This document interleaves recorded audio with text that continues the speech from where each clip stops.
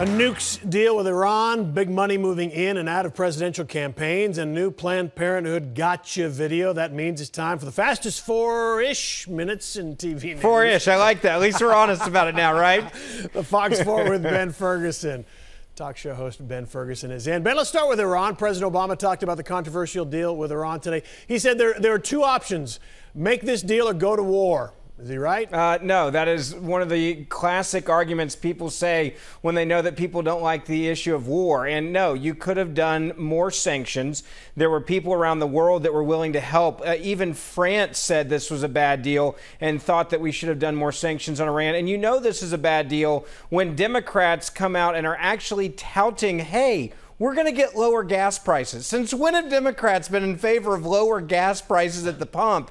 When you get a deal with Iran and that's the best thing you have to come and defend it, you got problems with this deal. The biggest problem with this deal is the fact that this allows hundreds of billions of dollars to be in the hands of Iran, who has killed more or helped kill more American soldiers than any other country in the Middle East. They were helping with roadside bombs. They even, their supreme leader, 2 days before this deal was agreed to, went to a rally in Iran where they were chanting death to America and death to Israel and was cheering with them. And that's who we signed papers with? I know that. It's beyond, I can't imagine why anybody thought this was a good idea. I know that frustrates a lot of people, but sometimes we have in the past made deals with bad guys. There's no arguing that.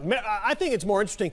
Members of Congress are skeptical. I think across, a lot of them, and bipartisan. And it's unclear if all the Democrats are going to fall in line on this. So what do you think happens? Well, coming up with a supermajority to be able to override a presidential veto, the president said, hey, I'm going to let Congress look at this, but oh, by the way, I don't care what you do because I'm going to veto it if you disagree with me. I think it'll be very interesting to see how Hillary Clinton comes out with this, with the presidential politics behind it, and other Democrats are going to be up for re-election, because when you look at this, Iran has sponsored and helped kill American soldiers in the very recent past. Some would even say they're still allowing it to happen and still doing it. They also were supposed to, at the very beginning of these negotiations, they were supposed to be about stopping their nuclear program. Iran virtually gave up nothing with this deal. They keep their nuclear program, and they get billions of dollars, and they get to sell their oil, which makes them a very rich and also dangerous but powerful country. All right, we got to pick it up from here on out. Ready? Presidential candidates' fundraising reports are out. Jeb Bush has $114 million. Hillary Clinton, $60 million. And surprising money man, I think, is Ted Cruz, $52 million.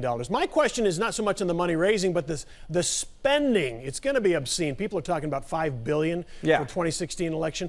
But Hillary Clinton has spent $18 million already. Ted Cruz has spent $5 million. On what? Well, there are two things. Hillary Clinton's campaign is smart. They basically said, we're going to spend money big and early to set up organizations in every state in this country. That costs money. They have staff. But it's also kept a lot of Democrats out of this race. Ted Cruz, on the other hand, he's having to travel and set up this. And he's also having to compete with all of these other guys on stage to try to get donors to come to him. You got to raise the money, and it takes money to spend it to also get out there and raise it. And Hillary Clinton has the Scooby van. Yes, she does. So I don't think that costs more than $1 million, so we're okay there. All right, well, you wanted to talk about Donald Trump's money, his personal wealth. He says he's worth $10 billion. Does that make him out of touch?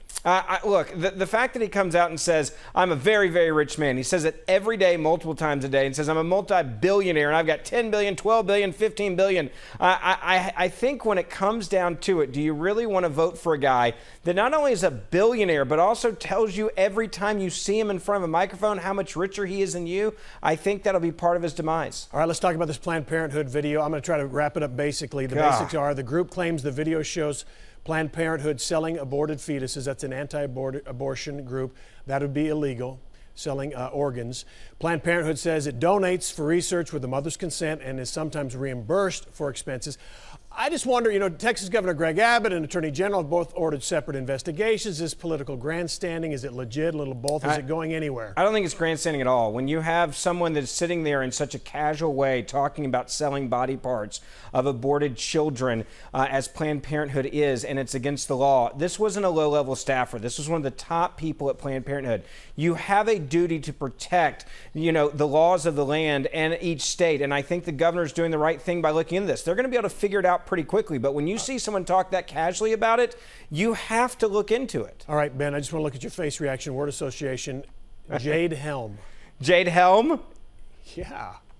Okay, there you go. Good enough. That's Ben Ferguson, everybody. Thank you, Ben. You can join Ben's 500,000 followers on Twitter at Ben Ferguson Show. Ben Ferguson, thanks. Thanks.